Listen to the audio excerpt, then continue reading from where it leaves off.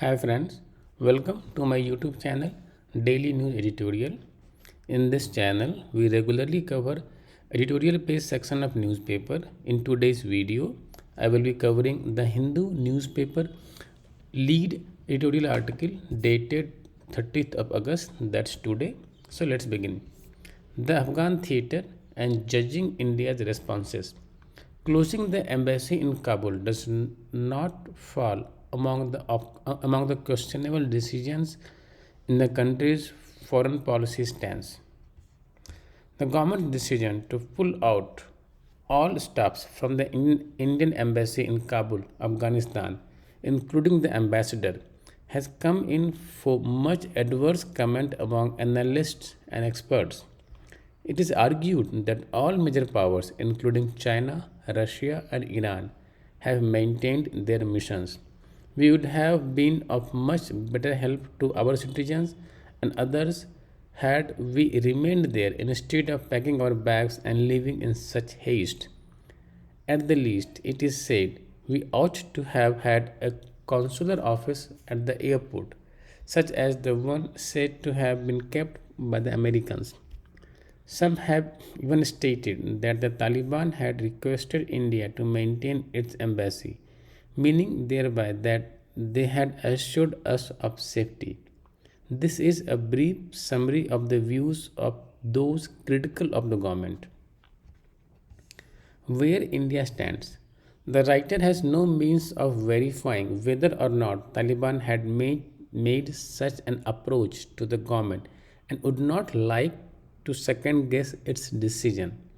But it seems to be that on balance, the government was justifying in taking the decision that it did. First, India is not a major power, particularly when it comes to Afghanistan. We have not followed an independent or national interest based policy towards the events in that country. This is true also of the previous government. We have let the Americans decide our actions. To reiterate, we have never been a major player in Afghanistan. All we did was to support whatever government was installed in Kabul by the United States, first, of, first that of Hamid Karzai and then Ashraf Ghani. Putting all the eggs up in the Ghani basket was wrong. He might have been a good academic and an authority on developing countries, but he was not a statesman or a good administrator, besides being corrupt and tolerating corruption on a massive scale. Also, he was not a free agent, having to do America's bidding all the time.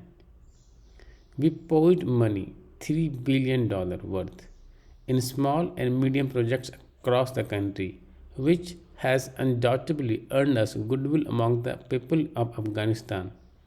But that did not earn us any role in the political consultations or so called reconciliation negotiations among the stakeholders.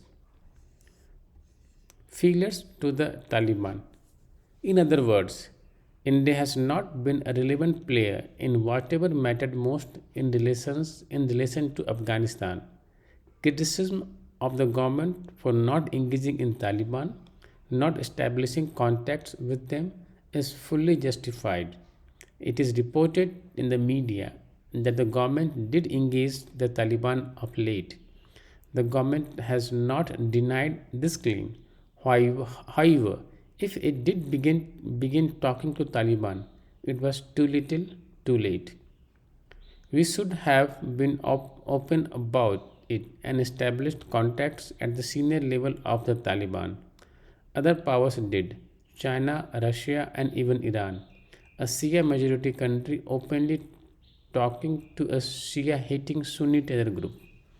Even America started talking openly without feeling in the least embarrassed to the Taliban at the senior level. This is a terrorist group which is estimated to have killed 2,500 American military personnel since 2001. We were obviously not wanting to upset Ashraf Ghani. We could not talk to the Taliban because they refused to talk to the government. As Ambassador Vivek Kataju has argued, Engaging does not imply endorsing. This was a serious lapse. We have to talk to people whom we may find distasteful to talk to, whether it is Pakistan, China, or the Taliban. Even if we had Even if we had had skeleton staff for consular work, how would those needing consular help have approached them? Nobody wanted to risk going out. Everybody was afraid of gun toting Taliban fighters. Online help? That could be extended from anywhere. Now, the government has even cancelled all visas issued so far, not a convincing way to render consular assistance. If the Taliban did give an assurance of safety and requested us not to close the embassy, how could we rely on their word? Did we? Do we have the means? Did we? Do we have the means to force them to keep their words? The Americans have. They can still cause a huge amount of harm to the Taliban. They have assets on the ground to do so, and which they are not able to deploy fully to protect their people. The other groups, and it is not just the Taliban. There are other groups in Afghanistan that are in, inimical to India, the Lashkar-e-Taiba, the Jaish-e-Mohammed, as well as the Islamic State of Khorasan, ISK or ISISK. The government had possibly intelligence about the threats posed by these groups.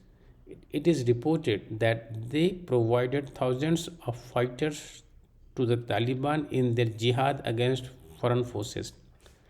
They are a potent threat to us now. Also, perhaps to the Taliban, as demonstrated by the horrific suicide bombing on August 26, which took the lives of at least 13 American military personnel and many more Afghans.